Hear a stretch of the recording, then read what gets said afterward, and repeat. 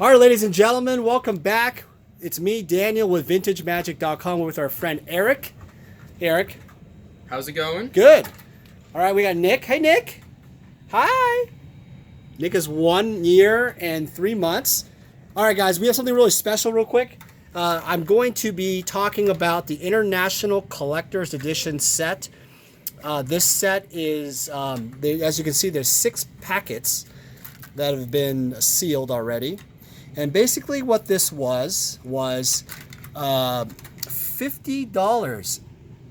Eric, what do you think? $50? You know, I'd buy at least 3. At least 3, yeah. I think for $50 now they're going for sometimes $4,000-ish. I think that sounds pretty good. Eric, why don't we both sell our cars and our houses and just buy as many as we can, right? For $50? I don't own a house, and my car is so old that I could probably it's $50. Yeah, let's do it. There you go. Well, I mean, for that price, but back in the day, right, we didn't know what these were worth. We didn't know what they were worth. All right, hold on a sec. So, what's up, guys? Oh, by the way, guys, what you see around here, we're in a school setting, so we have to be as PC as possible. So I'm gonna start doing that. All right, Nick, you all right? Hi. Hi. Okay. All right. So, real quick, Erica, you've played Magic for a while, right? Tell everybody as a player, like, how'd you get started with Magic?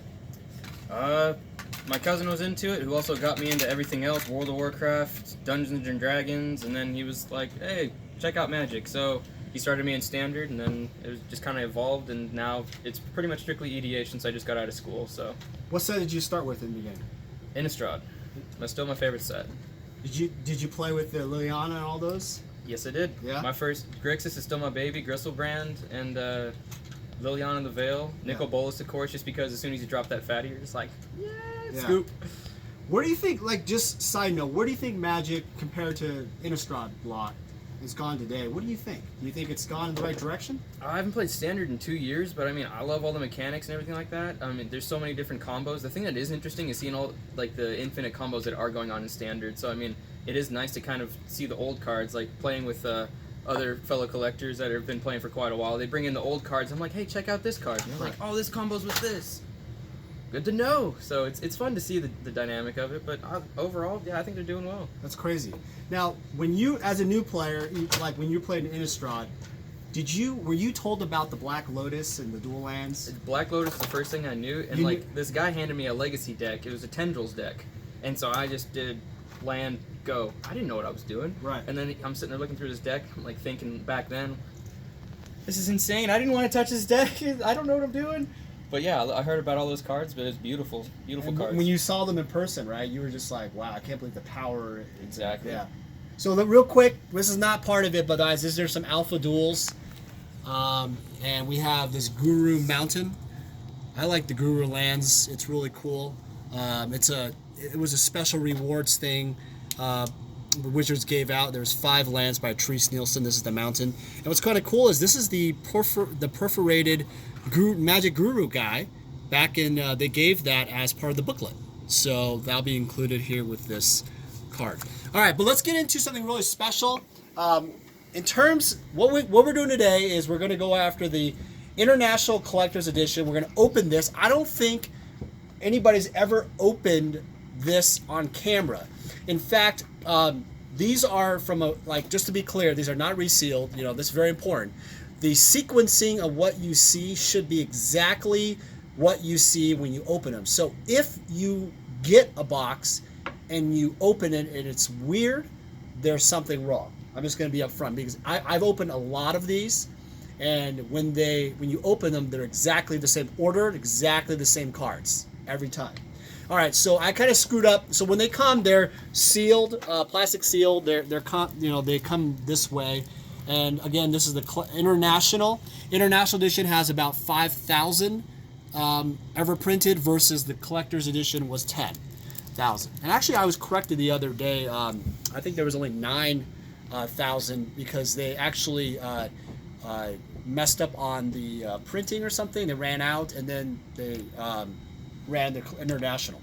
All right, so when you get these, they're in a sequence, and there should be 6. So I'll just open it up. I think, so for those of you who don't understand how the sheets work, real quick, there's actually 3 types of sheets. There was a rare, uncommon, and common, right?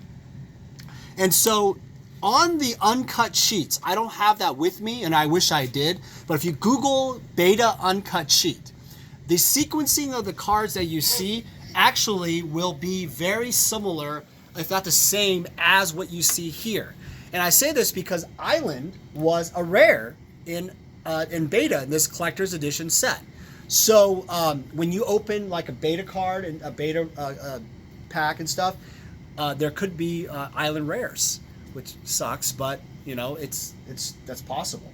And there's also uncommon lands too, so it does happen. All right, so I believe so what I would do is, now when you look at these for fraud purposes, there's that typical seal. Hi Nick, the seal right there, and basically it's on the top. There's that seal, just like a starter deck would. Notice that they're sealed just like a starter deck. So when you open a starter deck, this is kind of what it looks like. There's an inner seal on top of the frontal seal. Okay. What I usually do is I actually take a little knife, like a little smaller scissor, but this is massive. But I just kind of peel it out a little bit. The knife thing probably. Our magic assistant's probably gonna just came out of nowhere. Some say the guy is kind of like Vanna White. You never know. Out of nowhere. Not as pretty. Not as beautiful. Not as pretty. A little hairier. Look, It's okay. Hey, Rudy can say stuff. Now, what I do is here at this point, you know that little seal thing, it's a little goofy. I mean, some people just want to do it on the seal, but I just, what I do is the corners are really sharp. So what you want to do is wrap it around, not stretch this way. That's a big no-no. These are like baseball cards. You cannot, you essentially cannot like pull these out and force them. They will ding instantly, and they're going to be back in worse condition. So you almost wrap it out around like this, so you don't put any pressure on it. See how I did that? And then it's gone. Okay? Gem garbage. And then this part you can just go like that. Hi. All right. So this point, let me just show you some of the cool cards. Time Twister. So these, if you just look. If you look at the coolness of the, if you look at the sheet, go look at your Beta sheet. These are how the cards were set up. Oh, yeah. Or Nick, those. No, hold on a second. Nick, no. You're in charge. All right, fun stuff. Sorry, guys. Here's Underground Sea. Beautiful. One of my favorite paintings of all time. Yeah, have you ever played with any of these cards, by the way? I'll just go like this. The only thing I have is Wheel of Fortune, who got it from the guy that's getting all these cards today. For EDH, right? Or oh yeah. Commander. I'm a Nekasar, Grixis all the way kind of thing. What do you? Oh, there's the Time Walk. Take another turn. Sounds good for 2 mana. I'll take it. Blessing, never used. Nope. This is the monster card. This card back in the day used to be worth more than the Black Lotus all night long. It's crazy. It's crazy. So you know something very special. These are all rares. But here's the Island, which is the Island rare slide. So you notice how it's going is this is the rare sheet, essentially, that's going on. When you guys look at your guys' setup, in fact, I think, actually, if you look at the way the sequencing goes, in Beta, the booster packs, you get 1 rare. I'm sorry, in the starter decks, you get 2 rares, right? So you would actually, with Sedge Troll and Jadam Tomb, I believe, they're together. So you can either get an Island or a Jadam Tomb or a Sedge Troll. So go back to your Beta sheet. I think this is the case because I do know like Time Walk and Underground Sea, they were pretty connected. Let me see something real quick. Like, so for example, Black Lotus should be with Tropical Island and Lord of the Pit. You'll see that here. Yeah, I think this is exactly like the rare sheet. So this is a very interesting, this is uncommon. The rare sheet would be Island right here. Let's take that knife real quick. What is this? Bottle Like a nail. All right. So you, back in the day, did you do a lot of drafts and stuff? You know, I just started with standard. I built a deck just out of what I had, and it was basically a fat pack. So it was all creatures, and I had no idea why I was losing so bad. And then I started getting into just more competitive play. You all right, dude? Nice. So did you play Grand Prix before?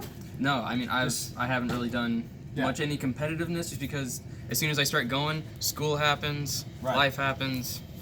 And you just got married, and proposed. Not married, proposed. So congratulations, Leslie. I love you. Whenever you see this. So by the way, how'd you propose? We went out to by a lake in San Diego, so that's where she's from. Right. And so we were walking around all day. I choked a few times. I didn't actually propose a little bit. And then near the end of the day, she's exhausted. I'm exhausted. You were nervous. Oh yeah. Oh wow. I mean, most beautiful girl I know. I mean, you still I've been with her 5 years, but still still choked. Did she know that something was going on? No idea. Okay. So you're getting teary right now. I know, man. She's awesome. I was the same way. When I proposed to my wife, we were just in our bedroom talking, and I just didn't know what to do, and I didn't know the right time, right? Mm-hmm. And so what I did was I just played a game. I was like, well, I hid the ring somewhere. Guess where it is? She's like, you're just kidding. Stop playing these games. And then finally, somehow, like I turned off the lights. I kind of put the ring underneath the pillow and turned them back on. I said, oh, the ring was there the whole time. And she just looked at me like, no, it's not. And then she didn't believe me. And then she looked at it. But I was just like, you nervous. Oh, yeah. Hi, Nick. What do you want? You want to play some Magic? Here, you want some cards? Whoa. Okay, so let's go through this real quick, guys. Again, let's go back to it. Island Sanctuary. Balance, such a good card. Balance is a really tricky card. It takes you to really understand when to use it. Tropical Island. Oh, so it isn't exactly like the slots. So, guys, real quick. Tropical Island and Black Lotus and Lord of the Pit are together, but I don't think it's cut exactly like it. Nick, what does he have over there? He just cards. This is really cool. Gosh. Uh-oh. Can you say uh-oh? Uh-oh. This is awesome. Mox Pearl. You have any favorite dual lands? Favorite images of old school cards? You know, this card. I love that. You can't go wrong with original birds. But even though I'm a Grixis player, I gotta say Tropical Island is one of my favorite arts. Very cool. What's up? You got things to say. Well, here's the Lord of the Pit. I guess, yeah, the sequencing was off. Yeah, back in the day, these were kind of like that myth. Like, oh, yeah, Arabian Nights. Oh, there's the Black Lotus. Ancestral Recall. These were just, like, unheard of in the world of Magic. And you never would believe, like, back in the day, we were like this card, Chaos Orb. You could never find any of these because I was back in '94 and revised. They were already sold out. They were just in collections and people just had them. So we never got to use these cards because they're not allowed in play anymore. Dad. You're a dad. You're gonna be dad soon, aren't you? No. She likes animals too much, so we gotta get the zoo going first. The zoo going. All right, guys. Those are the rares. Let me scroll back over here and look at some of the uncommons. So, one thing I will mention, stapler. One thing I will mention to you guys is very important is that if you are buying this set and you're having issues with authenticity, like I told you guys with packs and other stuff, do not hesitate to contact me at vintagemagic.com. Go to contact us. Just send me a quick message. Do not buy something and not contact me because you will literally it'll literally be a horrible situation because you will potentially get screwed. People have resealed these type of things, and because of the value of Magic and the Chinese counterfeits, the technology for some of this stuff, especially the new stuff like Innistrad and Tarmogoyfs, I mean, these cards are really, really good fakes. In fact, there's grading companies that have graded fake newer cards because it's so good and you don't really notice. And also, the new cards tend to be very, very like super high quality. It's not many mistakes, whereas the older cards there are a lot of mistakes. So it's kind of weird. Like the old cards, it's hard to actually counterfeit because the printing stock and everything was so innocent, and the ink and the paper was so new that having fakes, like it's too not perfect in a way, right? Yeah. Nowadays it's too perfect, you know. So something really important to keep in mind. I've seen so many fakes where people have come to my table at Grand Prix, have come and said, "Hey, I want to sell this. I got this from a trade, but you know something's going on." Where you know, there's a lot of bad stories, you know, out there. So make sure if you have a second opinion, you can always contact me and we can help out.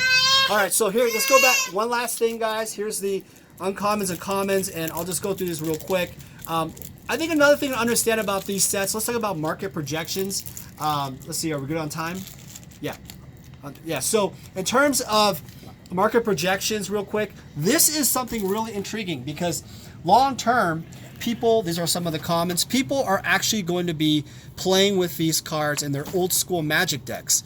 Actually, in fact, Eternal Central rules, they are allowed.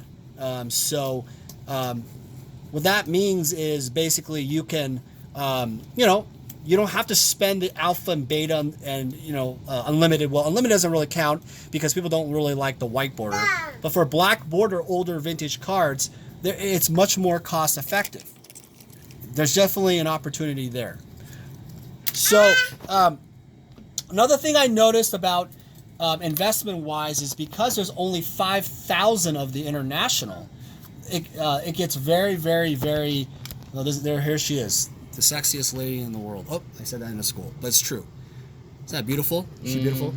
This card right here, guys, nowadays doesn't do anything because it's too slow and it's not as powerful, but is ultra iconic. And real quick, like for you, like if you were working at Wizards, is there anything you would do at Wizards to kind of evolve the game or change it up marketing wise?